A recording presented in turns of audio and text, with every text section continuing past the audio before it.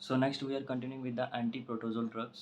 तो इसमें हम उन ड्रग्स के बारे में पढ़ेंगे जो कि प्रोटोजोआ की ग्रोथ को इनहिबिट करेगा या फिर उसको ख़त्म कर देगा। तो टू ट्रीट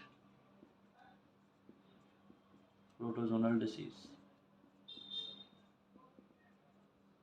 तो प्रोटोजोनल डिसीज़ सबको पता ही है, प्रोटोजोआ जो है वो सबसे प्रिमिटिव माइक्रोऑर्गेनिज्म है। इसमें सबसे पहली डिसीज़ तो हमारी मलेरिया आएगी, जो कि प्लाज्मोडियम फैल्सिफेरम कॉज करता है। दूसरी हमारे पास अमोबाइसिस।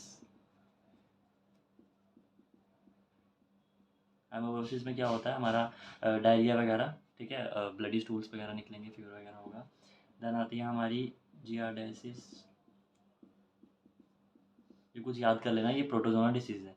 अब जियाडेसिस में भी क्या होता है, डिसेंट्री होती है, ठीक है, या फिर हम कह सकते हैं डायरिया वगैरह होगा, स्टूल्स वगैरह होंगे, क्रैम्स वगैरह आएंगे, तो ये दोनों होते हैं। उसके बाद हमारे आता है टोक्सोप्लाज्मोसिस।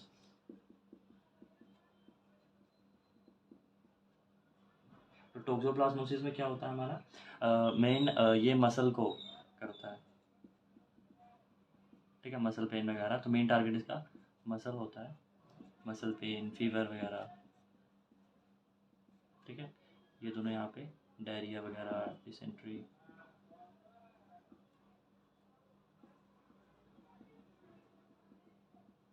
ठीक है, एंटामोबाइस्टोरी का कॉज करता है इसमें, जियाडेसिस में।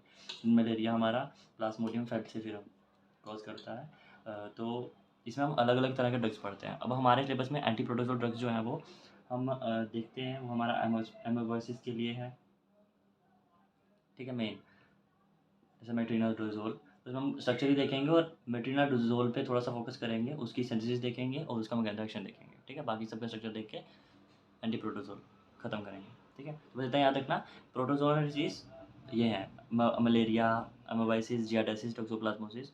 तो ये इनका थोड़ा सा इंट्रो था, जिससे अमोबाइसिस, जियाडेसिस में डिसेंट्री ये सब होता है, देन ब्लडी स्टूल्स हम कह सकते हैं, फीवर होता है,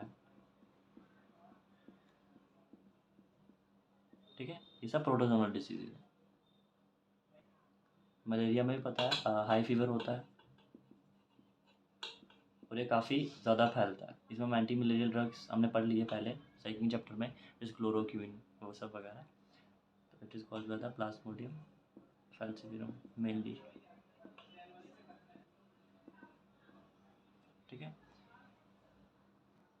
और भी बहुत सारी डिजीज़ है, जैसे लिशमानिया, लिशमानियासिस, देन ट्रिपैनोसोमासिस, देन आ जाता है हमारा निमोनियो, न्यूमोसाइटोसिस, ठीक है। तो ये सब प्रोटोजोआ काज करता है। तो हमें उसी प्रोटोजोआ की ग्रोथ को इनहिबिट करना है, उस प्रोटोजोआ को ख़त्म करना है, ताकि हमें ये बीमारियाँ ना लगें, ठीक है। इनको ट्रीट करने के लिए हम एंटी प्रोटोजोल ड्रग्स का यूज़ करते हैं। तो जो हमारे पास सबसे पहला ड्रग है मेट्रिनाडोजोल।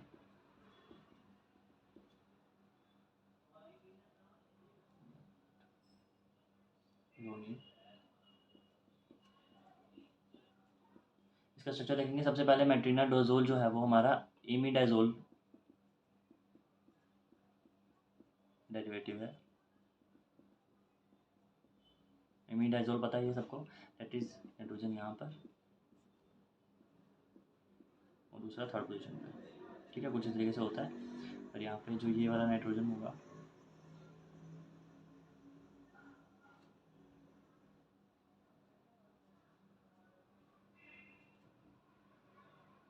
ठीक है। अब यहाँ पे ग्रुप जुड़े होंगे, इस नाइट्रोजन को, जो नीचे वाला नाइट्रोजन है, इसे याद रखना है, इस नाइट्रोजन के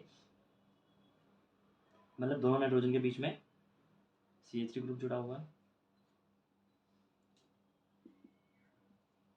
एक बिल्कुल खाली है, और यहाँ पे NO2 ग्रुप जुड़ा हुआ है, नाइट्रो ग्रुप। अब मिथाइल ग्रुप। अब इस नाइट्रोजन पे क्या जुड़ा हुआ है, इस नाइट्रोजन पे इथाइल लिंकेज जुड़ी हुई है, जो इथाइल रिंग का लिंकेज आगे जुड़ी है अल्कोहल के साथ।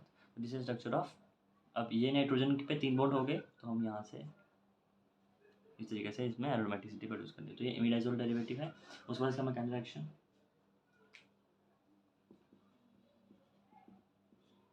तो ये करता क्या है, ये DNA जो है DNA की या फिर हम कैसे DNA के स्ट्रक्चर को डिसरप्ट करता है, तो मेट्रिनाडाइजोल जो है वो हमारा, बस इसका भी कंजम्पशन पढ़ेंगे। मेट्रिनाडाइजोल डिस्टर्ब्स स्ट्रक्चर ऑफ डीएनए। अगर डीएनए के स्ट्रक्चर को डिस्टर्ब करेगा तो हमारा, क्योंकि ये इनहिबिट करता है न्यूक्लिक एसिड सिंथेसिस को।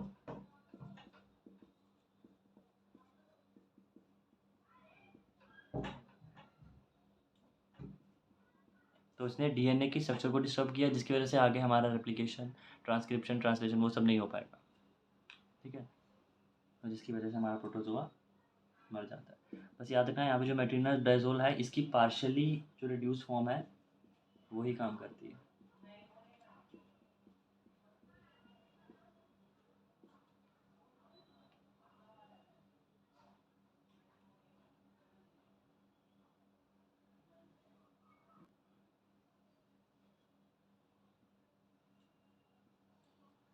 डीएनए नहीं बनेगा, प्रोटीन नहीं बनेगा, नो ट्रांसलेशन, नो ट्रांसक्रिप्शन यानी नो आरएनए, डीएनए सिंथेसिस।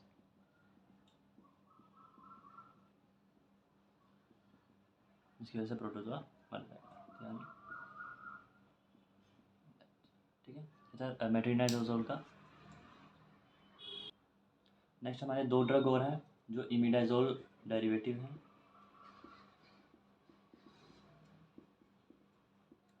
टिनिडाइजोल और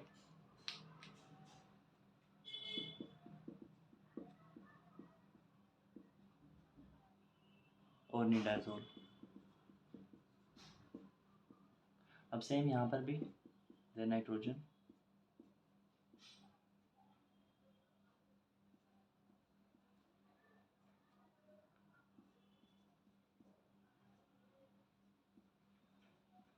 दोनों नाइट्रोजन के बीच में CH3 होगा, सेम दिस साइड, यहाँ पर NO2 ग्रुप होगा।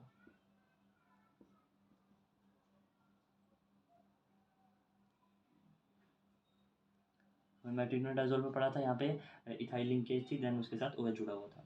अब यहाँ पर भी हमारे पास इथाइल लिंकेज आएगी, बट इस बार OH नहीं जुड़ेगा, इस बार जुड़ेगा सल्फर, जो आगे दो डबल बॉन्ड O से कनेक्ट है और आगे कनेक्टेड है वापस इथाइल से, ठीक है। टिनिडाइजोल का स्ट्रक्चर।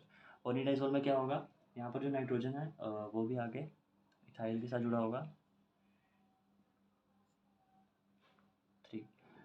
ठीक है। अब जो हमारा जो दूसरा वाला कार्बन है वो OH के साथ जुड़ा हुआ है, बिल्कुल सेम इसकी तरह जैसे हमने देखा था वहाँ पे मेट्रिनाडाइजोल। तो ये मेट्रिनाडाइजोल बन गया, लेकिन इसी सेकंड कार्बन पे एक और ग्रुप जुड़ा हुआ है, वो है CH2Cl।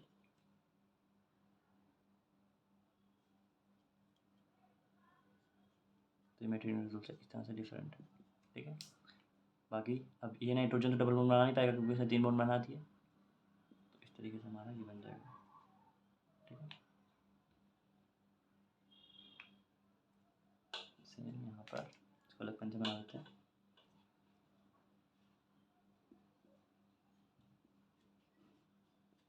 CH2CH3,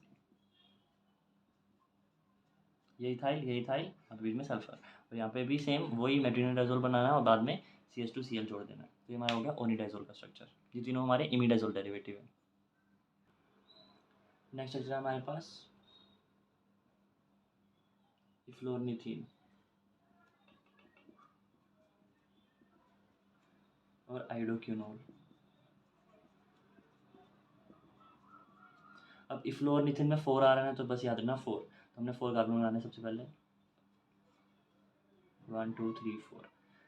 इस कार्बन पे थोड़े से ज़्यादा ग्रुप आएंगे और दोनों के आगे पीछे NH2 जोड़ देना। इधर मैंने NH2 जोड़ दिया, तो इस तरह भी मैंने NH2 जोड़ दिया, इफ्लोरनीथीन। बस अब क्या करना क्या है, जो हमारा 4th कार्बन है, एक तरफ का कार्बन वहाँ पे अमीनो ग्रुप है तो वहाँ पे एक एसिडिक ग्रुप जोड़ देना, दैट इज COH ग्रुप, और एक और ग्रुप जोड़ देना है, that is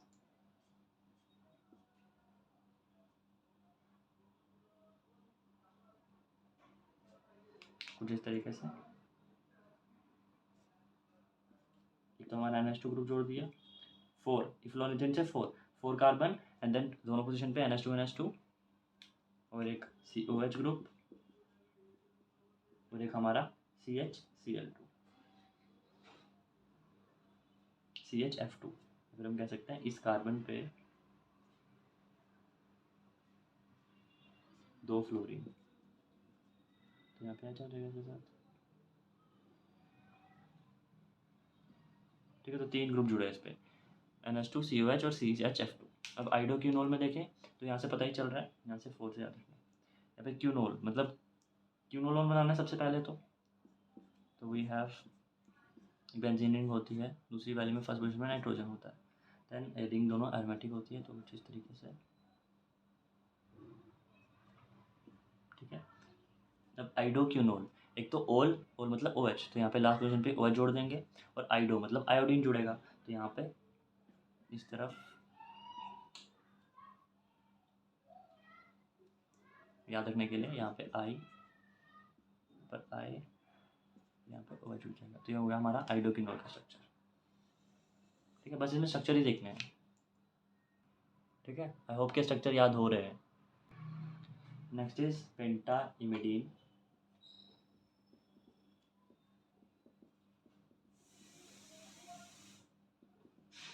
is isethionate, isethionate is salt.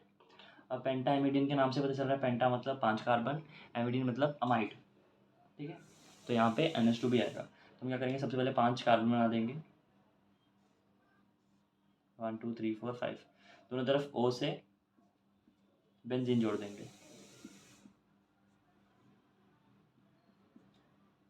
Same this side. अब यहाँ पे एमिडीन का मतलब है ग्वानिडीन ग्रुप जोड़ना है, तो सिंपल इस बेंजीन पे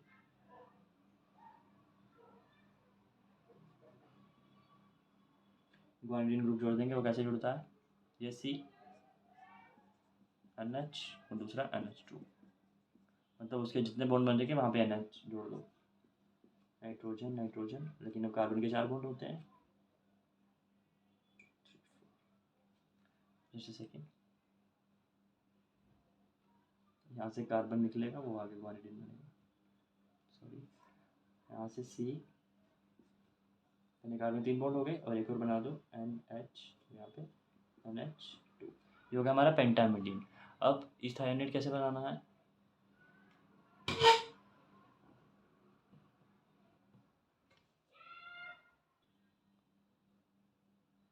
ओके, और इस थायोनेट क्या स्ट्रक्चर है इसका, यानी एक सल्फेट सॉल्ट होगा इसका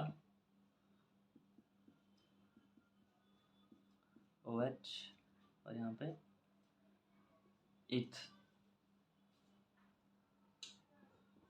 एथियोनेट, तो मतलब यहाँ पे इथाइल होगा, CH2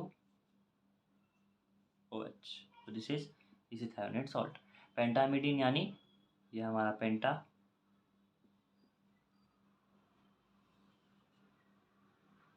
और ये हमारा ग्वानिडीन।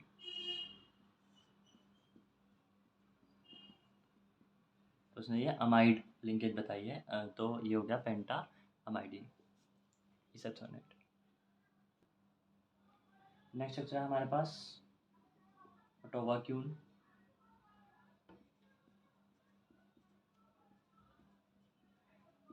अटोवाक्यून, तो यहाँ पे हमारे पास कोई भी एरोमेटिक रिंग नहीं होती है, एक सिंपल साइक्लोहेक्सेन रिंग होगी, देन दूसरी भी साइक्लोहेक्सेन होगी, लेकिन उस पर कौन आया, क्योन मतलब ओन, यानी कीटोन ग्रुप, तो यहाँ पे हम 2 कीटोन ग्रुप डालेंगे, और तीसरा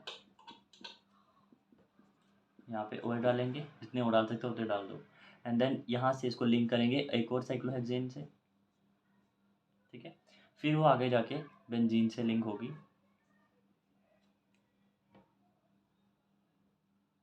थोड़ा सा अलग कलर से बना देते हैं, फिर वो आगे जाके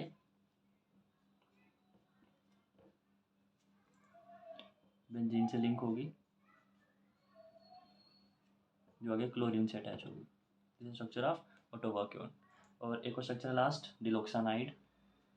ये थोड़ा सा मुश्किल स्ट्रक्चर लास्ट वाले दो, इसलिए थोड़ा लास्ट में रखे मैंने, डिलोक्सानाइड।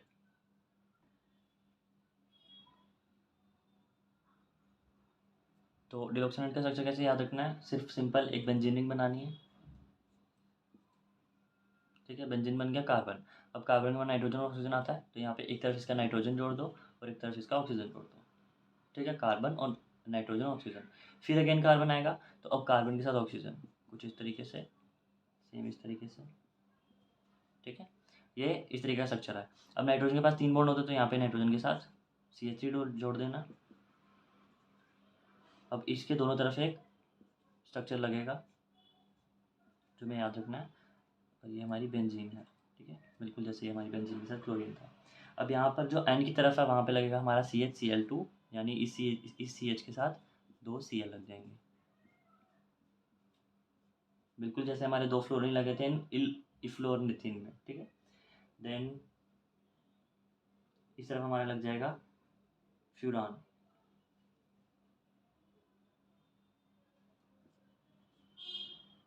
ओ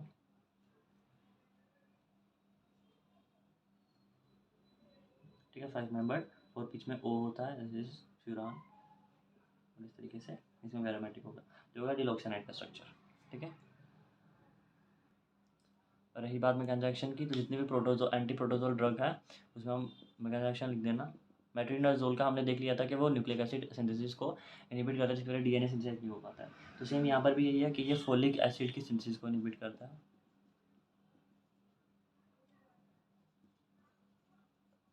हमने देखा था फोलिक एसिड भी जरूरी था DNA के लिए, तो फोलिक एसिड नहीं है तो DNA सिंथेसिस नहीं हो पाएगी,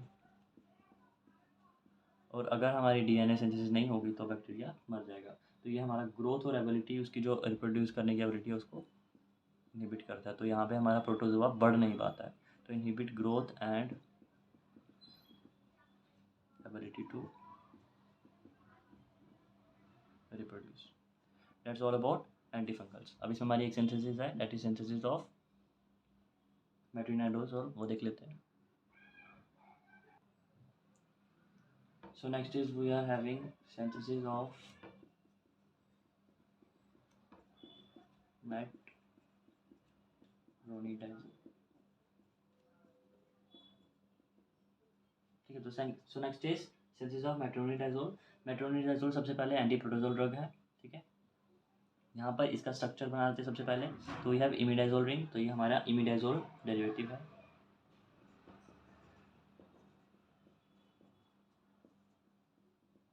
सिंथेसिस के लिए हमें बनाना क्या है और किससे बनाना है, बस इतना याद रखना, बाकी जितने भी स्टेप है वो सब खुद हो जाते हैं। ठीक है, तो यहाँ पे हमारा दिस इज इमिडाजोल,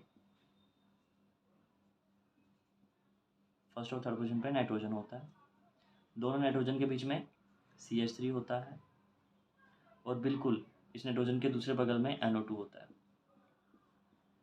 ठीक है, कौन सा नाइट्रोजन, जो नाइट्रोजन ग्रुप के साथ अटैच है आगे, उसके एक बगल में NO2 होगा, दूसरी तरफ CH3 होगा। CH3 किस तरफ होगा, जहाँ पे दोनों नाइट्रोजन है। ठीक है, यहाँ पर हमारी एरोमेटिसिटी कैसे बनेगी, और इस नाइट्रोजन के साथ CH2CH2OH,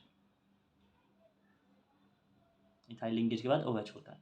तो अब इसने 3 बॉन्ड बना दिए, तो यहाँ पे हमारा एरोमेटिसिटी इस तरीके से आ जाएगी। अगर हम इसके साथ ये बनाते हैं ना, तो फिर हमें ध्यान रखना पड़ता है, यहाँ पे ये CH3 यहाँ पे आता है, बस NO2 यहाँ पे आता है, ये रिंग ये वाला खाली होता है, बस इतना याद रखना। स्ट्रक्चर कैसे याद रखना है, इमिडाजोल रिंग, दो नाइट्रोजन के बीच में CH3, और एक नाइट्रोजन पे CH2CH2OH, और जिस नाइट्रोजन पे CH2CH2OH होगा उसी नाइट्रोजन के बगल में NO2 डालना है। ठीक है, NO2 यानी नाइट्रो ग्रुप, तो मैं इस तरीके से डाल देता हूँ। ठीक है, अब मुझे बनाना किससे है ये, तो वी हैव CH2CH2 और इसके दोनों तरफ NH2NH2 होता है, यानी डायमिनो इथेन। ठीक है, अब इसको हम पहले इमिडाजोल बनाएंगे, तो सबसे पहले इसमें हम क्या डालेंगे,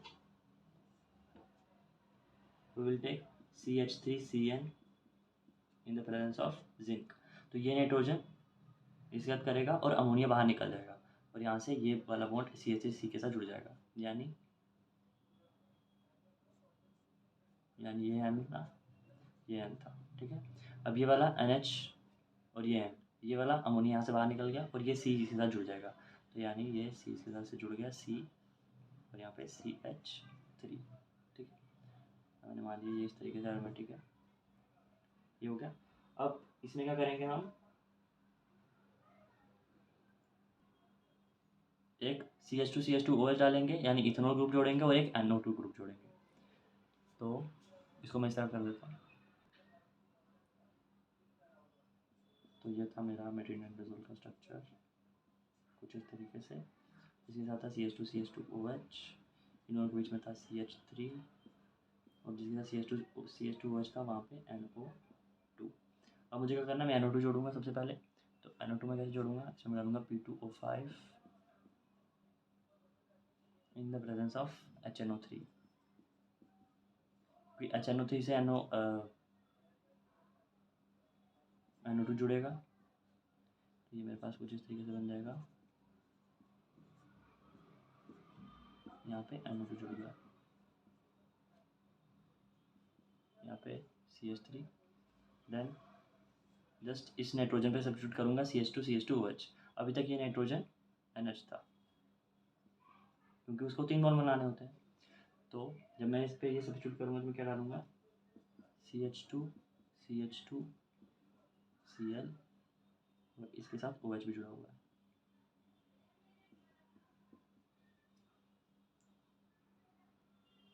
ठीक है, अब ये Cl और यहाँ वाला H ये गायब हो जाएगा HCl के फॉर्म में, तो मुझे मिल जाएगा मेट्रिनोडाजोल। तो ये थी हमारी सिंथेसिस ऑफ मेट्रिनोडाजोल।